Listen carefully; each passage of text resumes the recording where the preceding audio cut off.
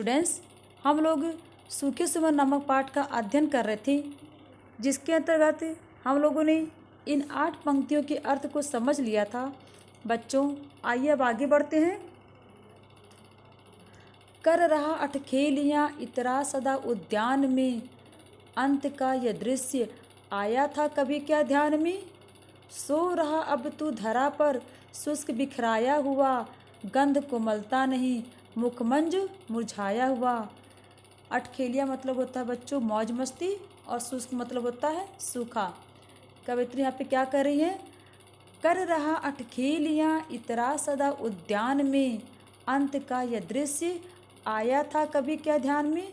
वे कह रही है कि हे पुष्प, हे फूल, जब तुम इस बागीचे में, उद्यान मतलब होता है बागीचा, जब तुम इस बागीचे में इतरा करके मौज मस्ती कर रहे थे, जब तुम इस बागीचे में झूम रहे थे, तब तुम्हें क्या इस बात का भान था, तब तुम्हें क्या इस बात की जानकारी थी कि तुम्हारा अंत एक दिन इस तरह से होगा। सो रहा अब तू धरा पर शुष्क बिखराया हुआ, गंध कोमलता नहीं मुखमंज मुरझाया हुआ। क्या तुम्हें इस बात की जानकारी थी कि एक दिन तुम इस तरह से पृथ्वी पर शुष्क बिखरे पड़े होगे।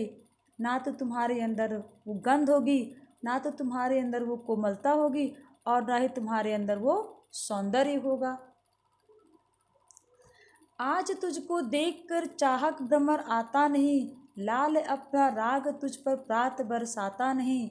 जिस पवन ने अंक में ले प्यार था तुझको किया, तीव्र झोंके से सुला उसने तुझे भू पर दिया। चाहक मतलब होता है बच्चों चाहने वाला। कवित्र क्या करे कि आज तुझको देखकर चाहक भ्रमर आता नहीं, लाल अपना राग तुझ पर प्रात बरसाता नहीं। वो भ्रमर जो तुम्हारे सौंदर्य पे मोहित होकर के, तुम्हारे सौंदर्य से आकर्षित होकर के, तुम्हारे फूलों का पान करने के लिए, फूलों के रस का पान करने के लिए तुम्हारे आसपास मंडराया करता था, आज वही चाहक भ्रमर तुम्हारी इस अवस्था को देख करके तुम्हारे पास से नहीं आ रहा है, और अपना प्यार जो तुम पे नहीं बरसा रहा है। जिस पवन ने अंक में ले प्यार था तुझको किया, तीव्र झोंके से सुला उसने तुझे भू पर दिया। और जिस पवन ने कभी तुम्हें अपने गोद में खिलाया था, तुम पे अपना सारा प्यार उमेड़ा था, आज उसी पवन के तीव्र झोंके ने तुझे धरती पर सुला दिया। कर दिया मधु और सौरभ दान सारा एक दिन, किंतु रोता कौन है तेरे लिए दानी सुमन।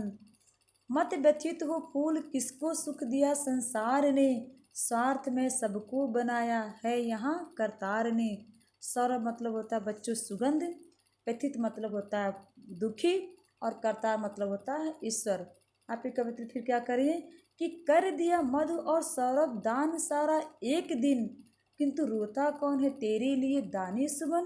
कवित्री कहती है कि हे पुष्प, तुमने तो अपना सब कुछ इस संसार को दान कर दिया, अपनी सुगंध, अपनी मधु, सब कुछ दान कर दिया। तुम तो बड़े दानवीर हो, लेकिन क्या तुम्हारी इस दानशीलता को देखकर, तुम्हारे इस परोपकार की भावना को देखकर, क्या तुम्हें कोई याद करता है? क्या तुम्हारे लिए संसार रोएगा?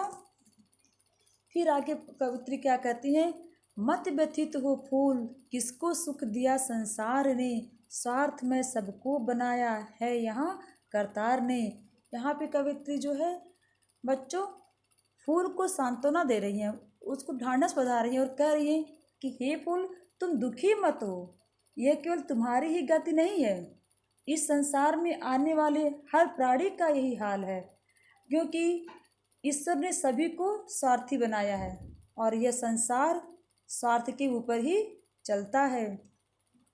आगे की पंक्ति में क्या कवित्री करें बच्चों? विश्व में हे फूल तू सबके हृदय भाता रहा, दान कर सर्वस्व फिर भी हाय हर्षाता रहा। जब न तेरी ही दशा पर दुख हुआ संसार को, कौन रोएगा सुमन हमसे मनुज निस्सार को। ये कहती है कि हे फूल, तुम विश्व के हर प्राणी को भाते हो, तुम विश्व के हर प्राणी के हृदय में रहते हो, और अपना सब कुछ दे करके भी खुश रहते हो। जब तुम्हारी जब तेरी न दशा पर दुख हुआ संसार को, कौन रोएगा सुमन हमसे मनुज निस्सार को। निस्सार मतलब होता है तत्वहीन।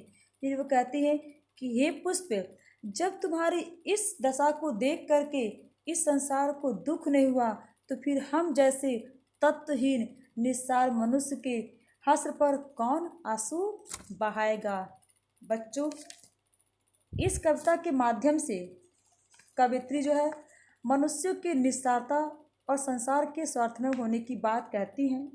वे कहती हैं कि हम सबका जीवन क्षणभंगुर है, अतः हम सभी को परोपकार की भावना रखते हुए एक दूसरे के प्रति सहानुभूति रखनी चाहिए। बच्चों, ये कविता समाप्त हुआ।